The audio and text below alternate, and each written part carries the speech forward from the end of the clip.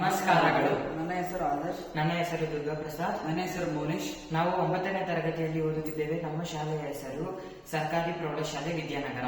ನಾವು ಈ ಗ್ಯಾಜೆಟ್ ನ ರೆಡಿ ಮಾಡಿದೀವಿ. ಈ ಗ್ಯಾಜೆಟ್ ಹೆಸರು ಏನಂದ್ರೆ smart glass for blind people. ಅಂದ್ರೆ ಇದು ಯಾವ ರೀತಿಯಾಗಿ ಯಾರಿಗೆ ಕೆಲಸ ಮಾಡುತ್ತೆ ಅಂತಂದ್ರೆ, ಇದು ಕುರುಡರಿಗೋಸ್ಕರ ತಯಾರು ಮಾಡಲಾಗಿದೆ. ಇದು ಕುರುಡರಿಗೆ ಸಹಾಯ ಮಾಡುತ್ತೆ. ಇದನ್ನ ತಯಾರು ಮಾಡೋದಕ್ಕೋಸ್ಕರ ನಾವು ಗ್ಲಾಸ್, ಬಜಾರ್ ಮತ್ತು ಐಆರ್ ಸೆನ್ಸರ್, ಬ್ಯಾಟ್ರಿ, ವೈರ್ ಅನ್ನ ನಾವು ತಯಾರು ಮಾಡಿದೀವಿ.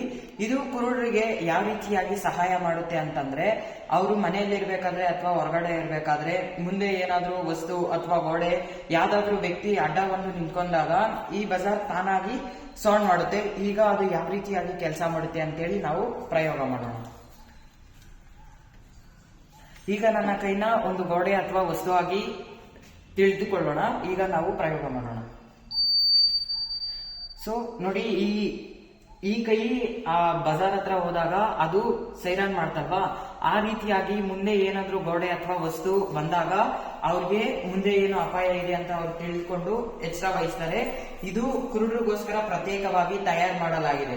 ನಿಮ್ಗೆ ಇನ್ನೊಂದು ಪ್ರಶ್ನೆ ಬರ್ಬೋದು, ಅವರು ವೈಟ್ ಕ್ಯಾನ್ ಯೂಸ್ ಮಾಡ್ತಾರಲ್ವಾ, ಅದೇ ಯೂಸ್ ಆಗುತ್ತಲ್ವಾ, ಇದೆಲ್ಲ ಏನಕ್ಕೆ ಅಂತ ನಿಮ್ಗೊಂದು ಪ್ರಶ್ನೆ ಬರ್ಬೋದು.